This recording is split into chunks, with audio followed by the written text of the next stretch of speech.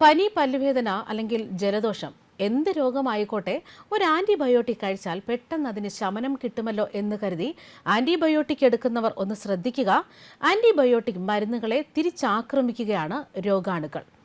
Antibiotic മുമ്പത്തെ പോലെ രോഗത്തെ പ്രതിരോധിക്കുന്നില്ല. പകരം രോഗാണുക്കൾ ആന്റിബയോട്ടിക് മരുന്നുകളെ പ്രതിരോധിച്ച് രോഗാവസ്ഥയെ മോശമാക്കുന്നു.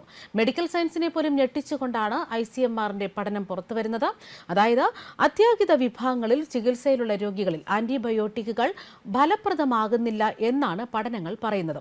രാജ്യത്തെ 39 ആശുപത്രികളിൽ നടത്തിയ പഠനത്തിലാണ് രോഗാണുക്കൾ ആന്റിബയോട്ടിക്കുകളെ പ്രതിരോധിക്കുന്നു എന്നത് കണ്ടെത്തിയത്. ആന്റിമൈക്രോബിയൽ റെസിസ്റ്റൻസ് എന്നറിയപ്പെടുന്ന ഇത് ആരോഗ്യ മേഖല നേരിടുന്ന നിർണായകമായ പ്രതിസന്ധി എന്നാണ് ICMR വ്യക്തമാക്കുന്നത്.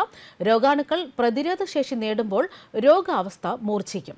ഇത് ചികിത്സാ ചെലവ് വൻതോതിൽ വർദ്ധിപ്പിക്കും.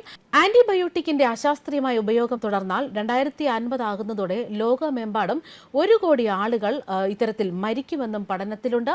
പല രോഗാണുക്കളിലും പ്രതിരോധം കൂടുന്നത് കണ്ടെത്തിയതിനെ തുടർന്ന് ആന്റിബയോട്ടിക്കുകളുടെ അമിത ഉപയോഗം കുറയ്ക്കാനാണ് കേന്ദ്ര ആരോഗ്യ മന്ത്രാലയം ഇക്കഴിഞ്ഞ 1 വർഷം മുമ്പ് ഇടപെട്ടിരുന്നത്. ഡോക്ടറുടെ കുറിപ്പടിയില്ലാതെ ആന്റിബയോട്ടിക് നൽകുന്ന ഫാർമസികളുടെ ലൈസൻസ് റദ്ദാക്കാനാണ് അന്ന് തീരുമാനിച്ചതും. രോഗിക്ക് ആന്റിബയോട്ടിക് നിർദ്ദേശിക്കുമ്പോൾ കുറിപ്പടികളിൽ അതിന്റെ കാരണം എന്തെന്ന് ഡോക്ടർമാർ സൂചിപ്പിക്കണം എന്ന് തന്നെയായിരുന്നു ആരോഗ്യ മന്ത്രാലയം വ്യക്തമാക്കിയത്. ആന്റിബയോട്ടിക്കുകളുടെ വിവേചനരഹിതമായ ഉപയോഗം തടയുകയാണ് ഇതിലൂടെ ലക്ഷ്യം വെച്ചത്. ആവശ്യമുള്ളപ്പോൾ മാത്രമേ ആന്റിബയോട്ടിക് നിർദ്ദേശിക്കാവൂ. എല്ലാ അണുബാധകൾക്കും ആന്റിബയോട്ടിക് ആവശ്യമില്ലെന്ന് രോഗികൾ മനസ്സിലാക്കണം. ഡോക്ടർമാരുടെ കുറിപ്പടി ഉണ്ടെങ്കിൽ മാത്രമേ ആന്റിബയോട്ടിക് വിൽക്കാവൂ എന്നും ഇത് ഫാർമസിസ്റ്റുകൾ പ്രത്യേകം ശ്രദ്ധിക്കണമെന്നുമായിരുന്നു മന്ത്രാലയം ആവശ്യപ്പെട്ടത്.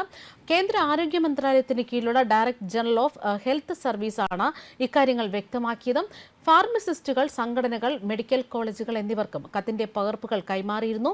ആന്റിബയോട്ടിക്കുകളുടെ ദുരുപയോഗം തടയാൻ നടപ്പാക്കുന്ന സംസ്ഥാന സർക്കാരിന്റെ ഓപ്പറേഷൻ അമൃത് പദ്ധതിയുടെ ഭാഗമായി മരുന്ന് കടകളിൽ പരിശോധനയടക്കം കർശനമാക്കിയിരുന്നു. നിർദ്ദേശങ്ങൾ പാലിക്കാത്തതിന് കണ്ണൂർ, കാസർഗോഡ് ജില്ലകളിലെ 15 മരുന്ന് കടകൾക്ക് നോട്ടീസ് നൽകുകയും ഒരു സ്ഥാപനത്തിന്റെ ലൈസൻസ് അടക്കം താൽക്കാലികമായി അന്ന് റദ്ദാക്കുകയും ചെയ്തു.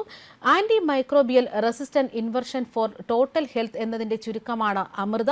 ഡോക്ടറുടെ കുറിപ്പടിയില്ലാതെയുള്ള ആന്റിബയോട്ടിക് ഉപയോഗം 2024 പൂർണ്ണമായും നിർത്തലാക്കുകയാണ് ഇതിലൂടെ ലക്ഷ്യം വെക്കുന്നത്. അനാവശ്യമായ ഉപയോഗവും ദുരുപയോഗവും കാരണം ആന്റിബയോട്ടിക്കുകളെ പ്രതിരോധിക്കാൻ ശേഷിയുള്ള രോഗാണുക്കൾ ഇപ്പോൾ കൂടുതലായി ഉണ്ടാകുന്നു.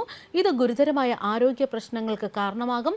ആന്റിമൈക്രോബിയൽ റെസിസ്റ്റൻസ് എന്ന ഈ അവസ്ഥയെ നിശബ്ദ മഹാമാരി എന്നാണ് ലോകാരോഗ്യ സംഘടന വിശേഷിപ്പിക്കുന്നത്. ഈ പശ്ചാത്തലത്തിലാണ് ആന്റിബയോട്ടിക്കുകളുടെ അമിത ഉപയോഗം തടയാനുള്ള നടപടിയും ശക്തമാക്കുന്നത്. ന്യൂസ് ഡെസ്ക്, കർമ്മ ന്യൂസ്.